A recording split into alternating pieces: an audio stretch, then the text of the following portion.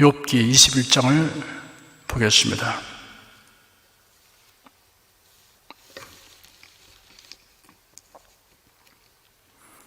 욥의 친구들이 극한 환난을 당한 욥을 위문하러 와서 욥이 당한 참상을 보고 큰 충격을 받았습니다. 그들은 욥이 당한 환난의 본질을 이해하지 못했습니다. 그래야 위로하기보다 충고를 하였습니다. 세 친구 엘리바스, 빌닷, 소바르의 차례로 욥에게 충고하였는데 그 요지는 한결같았습니다. 이 같은 환난은 범죄에 대한 징벌이므로 회개하라는 것입니다. 욥은 이를 수긍할 수 없었습니다. 그리하여 논쟁이 일어났습니다. 1차의 논쟁에서 결말을 맺지 못하고 2차 논쟁으로 이어졌습니다. 여전히 엘리바스, 빌닷, 소바르의 순서로 하였습니다. 오늘 상고하게 되는 21장은 소바르의 충고에 대한 욥의 변론입니다. 1절 한 절을 읽겠습니다. 욥이 대답하여 가로되, 소바르는 욥이 반론하는 말을 듣고 극도로 흥분하였습니다. 욥을 범죄하고도 회개하기는커녕 스스로 의롭다고 주장하는 파렴치한 악인으로 매도하였습니다. 소바르의 냉혹한 공박에 대해 욥이 입을 열었습니다. 2절 한 절 읽겠습니다. 너희는 내 말을 자세히 들으라. 이것이 너희의 위로가 될 것이니라. 욥은 친구들이 많은 말로 충고하려고 하기보다 차라리 입을 다물고 욥의 탄식과 하소연을 들어주면 훨씬 도움이 되고 위로가 될 것이라고 말하였습니다. 욥의 친구들은 욥의 변론을 들었지만 이해하려고 하는 마음으로 경청하지는 않았습니다. 그 사람의 처지가 되어보지 않으면 그 사람을 충분히 이해하기는 어렵습니다. 우리나라 해방 직후에 양곡이 부족한 현상을 보고 미국의 군정 장관이 말하기를, 한국 사람은 왜 쌀만 먹느냐, 고기와 과일도 먹으면 좋을 텐데 하였습니다. 3절 한 절 읽겠습니다. 나를 용납하여 말하게 하라. 내가 말한 후에 또 조롱할지니라. 욥은 친구들의 방해를 받지 않고 충분히 말하고 싶었습니다. 욥은 친구들이 자신의 말을 충분히 들은 후에 조롱하려면 조롱하라고 하였습니다. 논쟁을 하게 되면 상방이 자기는 충분히 말할 기회가 없다고 주장하기 마련입니다. 4절 한 절 읽겠습니다. 나의 원망이 사람을 향하여 하는 것이냐? 내가 어찌 조급하지 아니하겠느냐? 욥은 자신의 변론은 하나님께 호소하는 것이지 사람에게 답을 드리려고 하는 것이 아니라고 했습니다. 아무리 생각해 보아도 자신이 당한 고난의 이유를 알 수 없고 하나님은 묵묵부답하시니 답답하고 초조하다고 말했습니다. 5절을 읽겠습니다. 너희는 나를 보아라. 놀라라. 손으로 입을 가려우라. 친구들아, 나를 정죄하려고만 하지 말고 내가 당한 고난이 얼마나 참담한지 직세다오라는 호소입니다. 입을 가리고 더 이상 충고를 그치기를 바란다라고 주문했습니다. 6절 한 절 읽겠습니다. 내가 추하기만 하여도 답답하고 두려움이 내 몸을 잡는구나. 욥은 자신이 하나님을 경외하며 경건한 생활에 힘써 왔는데 왜 이 지경이 되고 말았는지 생각하면 할수록 답답하고 두렵다고 하였습니다. 7절에서 13절까지 읽겠습니다. 어찌하여 악인이 살고 술을 누리고 세력이 강하냐? 시가 그들의 앞에서 그들과 함께 굳게 서고 자손이 그들의 목전에서 그러하구나. 그 집이 평안하여 두려움이 없고 하나님의 매가 그 위에 임하지 아니하며 그 수수는 영락없이 새끼를 베게 하고 그 암소는 새끼를 낳고 낙태하지 않는구나. 그들은 아이들을 내어보내며 양떼 같고 그 자녀들은 춤추는구나. 그들이 소고와 수금으로 노래하고 피리 불어 즐기며 그날을 형통에 지내다가 경각간의 음부에 내려가느니라. 욥은 그의 친구들이 환난한 죄에 대한 하나님의 징벌이며 악인에 대한 보응이라고 강변하였는데, 그렇다면 어찌하여 현실은 그렇지 않느냐라고 욥이 문제제기를 하였습니다. 욥은 악한 자들이 온갖 영화를 누리고 장수하다가 평안하게 임종을 맞는 구체적인 실례를 제시하였습니다. 14절 15절 2절 읽겠습니다. 그러할지라도 그들은 하나님께 말하기를 우리를 떠나소서, 우리가 주의 도리 알기를 즐겨하지 아니하나이다. 전능자가 누구기에 우리가 섬기며 우리가 그에게 기도한들 무슨 이익을 얻으려야 하는구나. 욥은 악인들의 오만한 태도를 묘사하였습니다. 그들은 우리를 떠나소서 우리가 주를 알기를 즐겨하지 아니하나이다 라고 말한다 하였습니다. 이런 류의 사람을 분류하면 두 종류가 있습니다. 그 중에 하나가 무슬론자입니다. 로마서 1장 28절에는 저희가 마음에 하나님 두기를 싫어하며 하나님께서 저희를 그 상실한 마음대로 내버려 두사 합당치 못한 일을 하게 하셨으니 라고 기록되었습니다. 공산주의의 바탕에는 무슬론적 유물론이 있습니다. 정신이니 영혼이니 하는 것이 다 물질의 그림자에 불과하다고 말합니다. 그러나 무슬론과 변증법적 유물상원에 근거한 공산주의는 결국 그 허구성을 완전히 드러내고 종말을 구하고 말았습니다. 마르크스와 엥겔스의 공산당 선언 이래 150년, 현실 정치 세계에서는 레닌의 볼셰비키 혁명 이래 70년의 세월이 지나서입니다. 1985년 고르바초프가 소련 공산당 서기장으로 등장하여 페레스트로이카, 글라스노스트, 즉 개혁 개방 정책을 표방하였고 인간의 얼굴을 한 사회주의를 선언하였습니다. 1987년 11월 볼셰비키 혁명 70주년 기념을 기하여 고르바초프가 발표한 개혁과 신사고라는 저서는 공산주의를 완전히 역사의 뒤안길로 밀어내었습니다. 인류 역사의 무대에서 공산주의라는 실현에 지불되어야 했던 무고한 희생과 손실은 너무나 엄청난 것이었으며 비극 그 자체였습니다. 무슬론적 사상에 기반한 것은 어떠한 사상이나 체제라도 사악한 것입니다. 그런데 공산주의 배후는 사탄이기 때문에 근절되지 않고 공산주의 망령이 중공과 북한에서 다시 고개를 쳐들고 기어 나와서 미국과 우리나라의 전개에 파고들고 있습니다. 우리를 떠나소서 우리가 주를 알기를 즐겨하지 아니하나이다 라고 말한 두 종류 가운데 다른 하나는 우상숭배자입니다.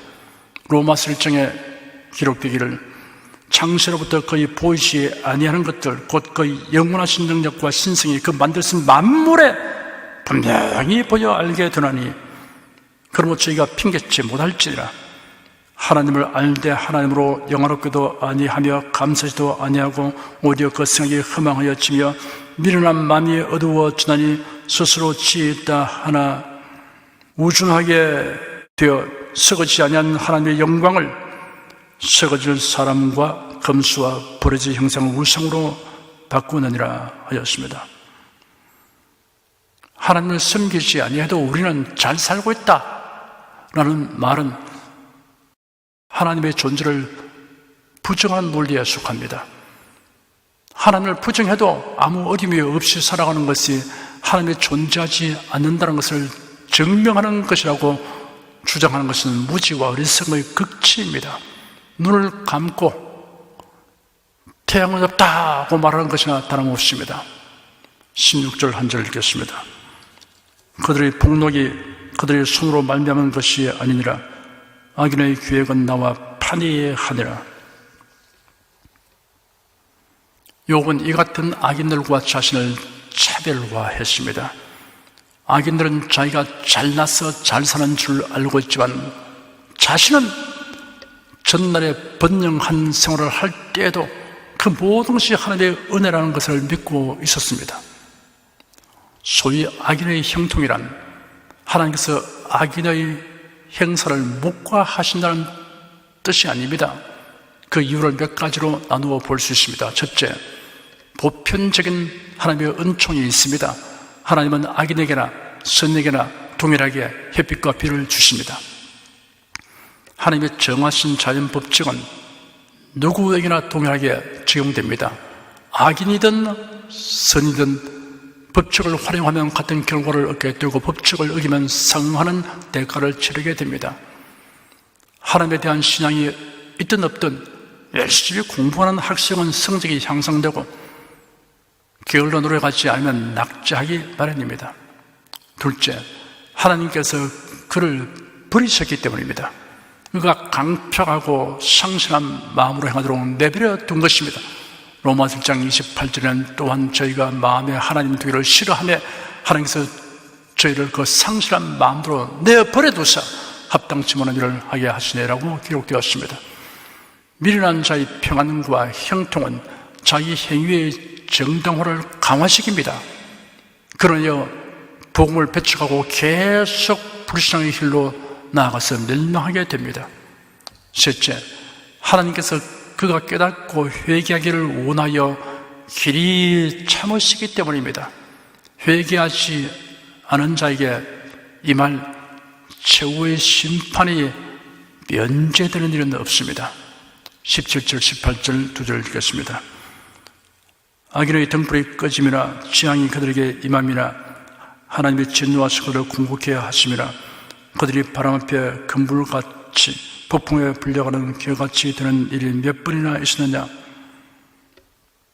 악인의 형통을 누리는 현실적 모순과 악인의 교만을 지적한 요업이 여기서는 악인에게 불행이 닥치는 경우가 아주 드물다는 것을 강조하였습니다. 19절에서 21절까지 읽겠습니다. 하나님이 그의 죄악을 쌓아두셨다가 그 자손에게 갚으신다 하거니와 그 몸에 갚으셔서 그로 깨닫게 하셔야 할 것이라. 자기의 멸망을 자기의 눈으로 보게 하시며 전능자의 진노를 마시게 하셔야 할 것이니라. 그의 달수가 지나면 자기 배에 대하여 무슨 관계가 있겠느냐. 하나님의 심판이 악인의 당대에 임하지 않을 경우에는 그 자신에게는 이만한 말들을 하지만 그래서 어찌 악인에게 형벌이 있다고 하게 되냐. 자신의 악행에 대한 벌은 자신이 받아야만 실감하게 될 것이 아닌가. 악인이 죽고 난 후에는 그 자손들이 고통을 당하든 재앙을 만나든 그와는 직접적으로 하등의 관계가 없기 때문에 악인에게 대한 심판은 당대에 주어져야 한다고 말했습니다. 출애굽기 34장 7절에 보면 형벌받을 자는 결단코 면제하지 않고 아비의 악을 자녀손 3, 4대까지 보응하리라 하였습니다. 욥은 이러한 죄의 연대 책임에 대하여는 부정적인 의사를 밝히고 있습니다. 성경은 아담의 죄가 인류에게 영향을 미치게 되었음을 계시하고 있습니다. 아담이 범죄한 영구로 모든 후손이 죄인이 되었다고 선언하였습니다. 그러나 부모의 지은 죄가 자식에게 전가된다고 하지는 않았습니다.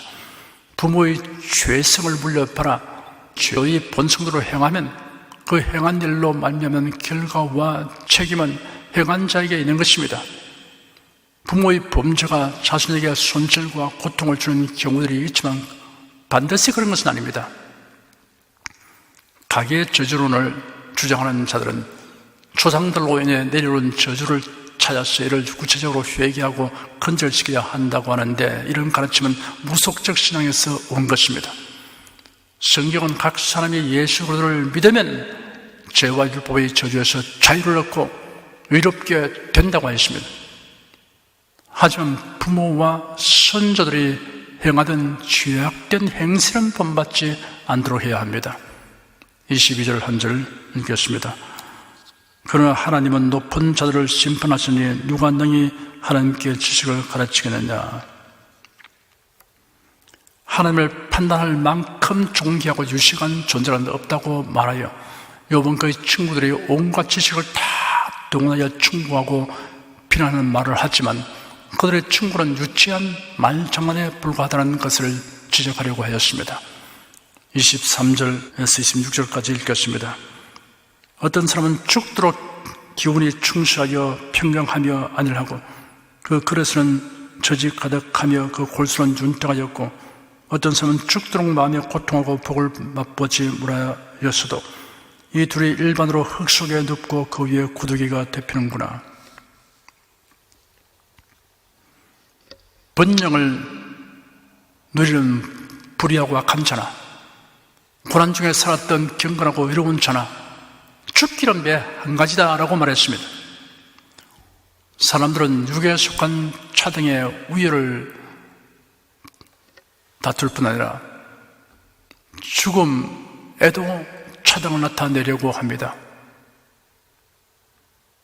피라미드, 돌로 만든 관과 무덤의 부장품, 봉분의 크기 등으로 과시합니다. 그렇게 한다고 시신이 더 편안한 것은 아닙니다. 그들의 생각처럼 시신이 편안히 잠자도록 하기 위함이라고 한다면 돌관이나 큰 봉분은 오히려 짐이 될 것입니다. 스페인을 철권 통치한 독재자 프랑코 총통의 무덤에는 시신을 엎어놓고 다시 일어나지 말라는 뜻으로 무덤 위에 5톤짜리 돌을 놓았다고 합니다. 예수께서 말씀하시는 부자와 나사로에 대한 이야기는 세상에서의 호화로운 생활이나 성대한 장례와 웅장한 무덤은 죽음 후 영혼에는 어떠한 도움도 되지 않는다는 사실을 명백하게 계시하였습니다. 세상에서 사는 동안에 육에 속한 여러 가지 차등은 죽음에서 모두 끝납니다. 가장 결정적이고 중대한 차이는 죽음 후에 있습니다. 천국과 지옥의 차이보다 더 큰 차이는 없습니다. 27절, 28절 두 절 읽겠습니다. 내가 너희의 생각을 알고 너희가 나를 헤아리는 계율을 또하노라. 너희 말이 왕후의 집이 어디 있으며 악인의 거하던 장막이 어디 있느냐 하는구나. 요번 친구들이 주장한 변론 중에 악인은 하나님의 징벌을 받아 망하고 그 장막조차 사라진다고 주장한 사실에 대하여 실제로는 어디 그러하냐고 반박했습니다. 너희들의 변론은 나를 죄인으로 낙인 찍고 굴복시키기 위한 궤변이 아니냐? 내가 너희 속셈을 다 안다고 말했습니다. 29절 30절 두 절 읽겠습니다. 너희가 길 가는 사람들에게 묻지 아니하였느냐? 그들의 증거를 알지 못했느냐? 악인은 남기워서 멸망의 날을 기다림이 되고 멸망의 날을 맞으려 끌려 나감이 된다 하느니라. 사람들이 죽임을 당하고 재난을 당하는 때에도 악인들은 보존되고 그 세력이 왕성한 경우는 얼마든지 있습니다. 이는 길 가는 사람에게 물어보아도 이같이 말할 것이라고 강조했습니다. 31절 32절 두 절 읽겠습니다. 누가 능히 그의 행위를 면박하며 누가 능히 그의 소위를 부응하려마는 그를 무덤으로 매혹하고 사람이 그 무덤을 지키리라. 악인들이 보기와 권세를 누려도 감히 이를 질타하고 벌할 자가 없다고 말했습니다. 오히려 이런 자가 죽으면 성대한 장례를 향하고 그 무덤 앞에는 그를 지키는 형상을 조각하여 세워두거나 묘지기를 두어 지키게 한다고 했습니다. 33절 한 절 읽겠습니다. 그는 골짜기의 흙덩이를 달게 여기고 그 앞선 자가 무수함 같이 모든 사람이 그들을 쫓으리라. 악인이 죽어 장사되면 흙까지도 그 시신을 평화롭게 팔아주지만 그의 죽음은 앞선 사람들이 다 죽음으로 나아간 것과 같이 자연의 순리에 따른 것뿐이다. 그러니 악인에게는 이 생에서 징벌이 임한다는 너희들의 주장이 어찌 타당한 것이냐라고 욥은 친구들의 변론을 공박하였습니다. 사람은 태어난 순서대로 가지는 않지만 앞서거니 뒤서거니 하면서 누구나 매일 죽음을 향해 가고 있습니다. 어린이나 젊은이는 심한 병이 들었을 때 외에는 죽음이 남의 이야기이고 자신과는 무관한 것처럼 여깁니다. 로마의 개선 장군 행렬은 웅장하고 화려합니다. 군중들은 환호를 치르며 맞이하면서 한편은 장군이야! 너도 죽는 날이 있다! 라고 외칩니다. 이런 영광스러운 자리에서도 교만하지 말라는 교훈을 주려는 것입니다. 34절 한 절 읽겠습니다. 이러한 즉 너희의 위로가 헛되지 아니하냐? 너희의 대답은 거짓뿐이니라. 욥은 자기를 정죄하는 친구들에 대하여 이번의 별론에서는 감정을 다스리고 차분하게 논리를 전개하였습니다. 악인에게는 형벌이 임하고 의인은 번역이 된다는 논리로서 정죄하고 회개를 촉구하는 친구들의 충고는 욥에게 아무 위로도 교훈도 될 수 없다는 말로 변론을 마쳤습니다. 진정한 위로와 교훈은 하나님 말씀 안에 있습니다. 기도하겠습니다. 고난을 당하는 당시에는 괴롭고 힘들지만 그로 말미암아 단련되고 연단한 자가 되도록 하나님께서 섭리하여 주셔서 고난이 영광이 되고 환난이 복이 되게 하여 주시는 사실의 예들을 보게 되므로 우리가 위로와 격려를 얻게 됩니다. 우리가 감당치 못할 시험은 없음을 믿습니다. 하나님께서 피할 길을 주시든지 감당할 능력을 주시기 때문입니다. 인생길을 우리가 홀로 걷게 하지 않으시고 사랑하는 주님께서 성령으로 오셔서 우리를 도우시고 가르치시고 인도하시고 위로하시고 치료하여 주시니 감사합니다. 세상에서 우리가 경험하는 모든 일에 대하여 비록 충분하게 다 설명할 수 없어도 우리는 하나님의 선하심과 인자하심이 변하지 않음을 알고 믿습니다.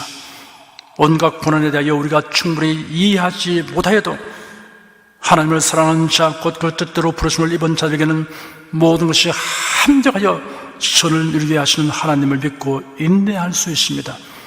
하나님을 신뢰하고 사랑하는 자가 부끄러움을 당하지 않도록 최후의 승리와 영광을 예비하시는 하나님을 찬양합니다. 예수 그리스도 이름으로 기도드립니다. 아멘.